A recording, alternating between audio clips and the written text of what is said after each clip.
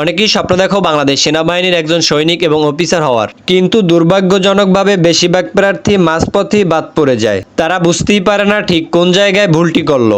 আজকের ভিডিওতে আমরা জানবো 10টি সবচেয়ে বড় কারণ যার জন্য একজন প্রার্থী সেনাবাহিনীতে চান্স পায় না। তো চলো গাইস, ভিডিও শুরু করি। শুরু করার আগে একটি কথা না বললেই নয়, যারা যারা আমার চ্যানেলে নতুন দর্শক তারা অবশ্যই আমার চ্যানেলটিকে সাবস্ক্রাইব করে পাশে থাকা বেল আইকনটিকে অলে সেট করে রাখবা। তাহলে পরে কি হবে, আমি নতুন যখন কোনো আর্মি রিলেটেড ভিডিও ছাড়বো সবার আগে তোমার কাছে নোটিফিকেশন চলে যাবে। গাইস, আমি শাওন, তোমরা দেখছো ডিফেন্স বিডি 25। তো নাম্বার একে যে ভুলটি রয়েছে সেটি হলো ভুল তথ্য দিয়ে ফর্ম পূরণ করা।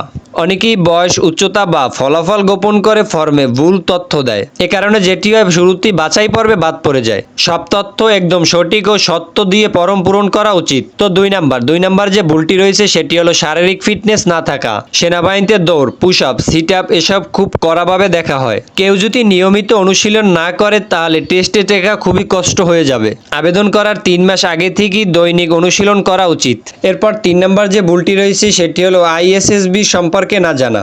আইএসএসবি শুধু লিখিত পরীক্ষা নয়, মানসিক, সামাজিক, নেতৃত্ব গুণাবলী যাচাই করা হয়। তাই সেনাবাহিনীতে চান্স পেতে হলে আইএসএসবি সম্পর্কে ভালো একটি ধারণা রাখতে হবে। তোমরা চাইলে আমার এই চ্যানেলটিকে সাবস্ক্রাইব করে পাশে থাকা বেল আইকনটিকে অলে সেট করে রাখতে পারো। আমি প্রতিদিন সকাল 9টা বাজে এই চ্যানেলে ভিডিও আপলোড দিয়ে থাকি, আর্মি রিলেটেড ভিডিও। এরপর 4 নাম্বার যেটি রয়েছে সেটি হলো আত্মবিশ্বাসের অভাব। বডি মুখ নিচে করে কথা বলা, ভয়ে থরথর করে কাঁপলে তখন বোঝা যায় যে তুমি মানসিকভাবে প্রস্তুত নয়। তো এই সমস্যা যাদের আছে তাদের জন্য আমি একটা পরামর্শ দিতে পারি, তোমরা প্রতিদিন আয়নার সামনে দাঁড়িয়ে নিজের সাথে নিজে কথা বলার চেষ্টা করো। তো এবার 5 নাম্বারে যে ভুলটি রয়েছে সেটি হলো লিখিত পরীক্ষায় ঘাটতি। অনেকে শুধু দৌড় আর মেডিকেল নিয়ে পড়ে থাকে, কিন্তু ইংরেজি, গণিত ও সাধারণ জ্ঞানে ফেল করলেও বাদ দিয়ে দিবে। তোমাদের লিখিত পরীক্ষার প্রস্তুতি নেওয়ার জন্য সাহায্য করতে পারে আমার এই পিডিএফটি। 6 নাম্বারে যে ভুলটি রয়েছে সেটি হলো নিজের শারীরিক সক্ষমতা গুরুত্ব না দেওয়া। অনেকে দাঁতের গঠন, চোখের দৃষ্টিশক্তি, পায়ের সমস্যা গোপন করেও আবেদন করে। ফলাফল স্বরূপ মেডিকেলে বাদ পড়ে যায়। পরামর্শ, আবেদন করার আগে একবার ফুল বডি চেক আপ করিয়ে নিও।